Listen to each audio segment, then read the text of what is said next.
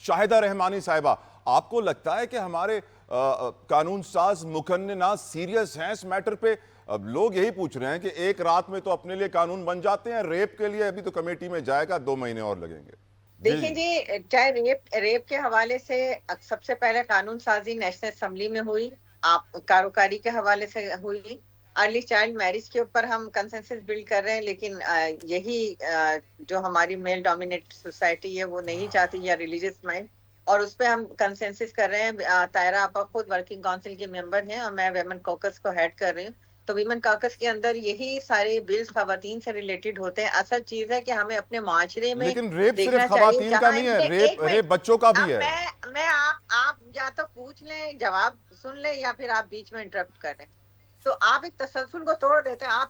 آپ سے جب آپ نے سوال کیا تو ہم نے بالکل آپ کا بات جی غور واپس سے آ جائیں، سنی نا، واپس آ آپ جائیں۔ نے جی آنسر کر رہی ہیں۔ جی تو اس پر لیجسلیشن بھی ہوئی۔ اصل چیز ہے امپلیمنٹیشن میں آپ دیکھیں کہ ہمارے یہاں چھوٹا سا ایک تھانے میں ایک پولیس والا بھی ہے نا، وہ بھی اگر کوئی جاتا ہے لکھوانے کے لیے تو وہاں پر ریپ کے کیسز میں تو وہ نہ تو والدین اس طرح سے، آپ نے بالکل کہا کہ دباؤ میں آ جاتے ہیں۔ دباؤ میں کیوں آتے ہیں؟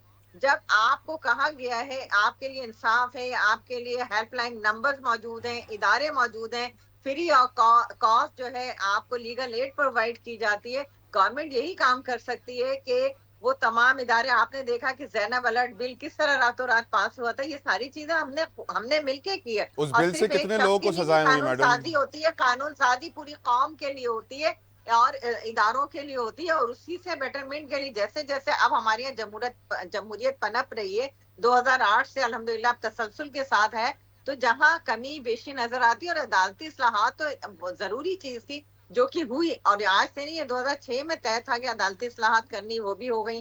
آپ نے دیکھا پریکٹس اینڈ پروسیجر بل، وہ بھی ہو گیا۔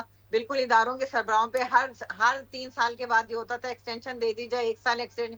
اب کم سے کم ایک ایکویلٹی تو آ گئی کہ پارلیمنٹ بھی 5 سال کے لیے، چیف الیکشن کمیشن بھی 5 سال کے لیے، اب جو ہے لیکن اداروں کے میڈم سربراہ بھی 5 سال کے لیے۔ سوری انٹرپٹ، ایکویلٹی کیسے آئی؟ وہ تو 5 سال کی ٹینیور کے بعد حکومت پھر سے آرمی چیف کو 5 سال کی ایکسٹینشن دے سکتی ہے، تو 10 سال آ گئے میڈم۔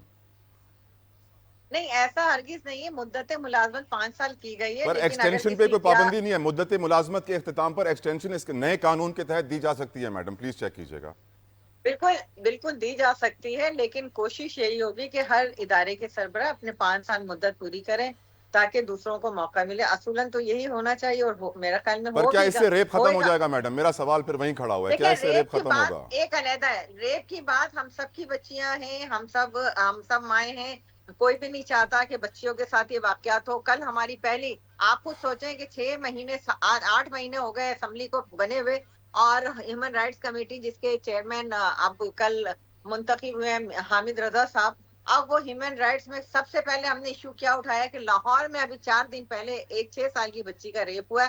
میں نے کہا کہ اس کو جو ہے فوری طور پر اس کو ایکشن لیا جائے۔ تو اگر ہمارے دل نہ ہو، ہم بھی مائیں ہیں، ہم بے بھی شک بے چاہتے ہیں کہ شک، بچوں کے لیکن ساتھ اس شاہدہ طرح کے صاحبہ، واقعات جب ہوتے ہیں تو ہمارے دل رس جاتے ہیں۔ بے شک، ہم بھی یہ چاہتے ہیں کہ فی الفور ان کو انصاف دیا جائے۔ پر آخری بار ہم نے کب مثال قائم کی، کسی کو ایسی سزا دی کہ ہم بولیں کہ واہ؟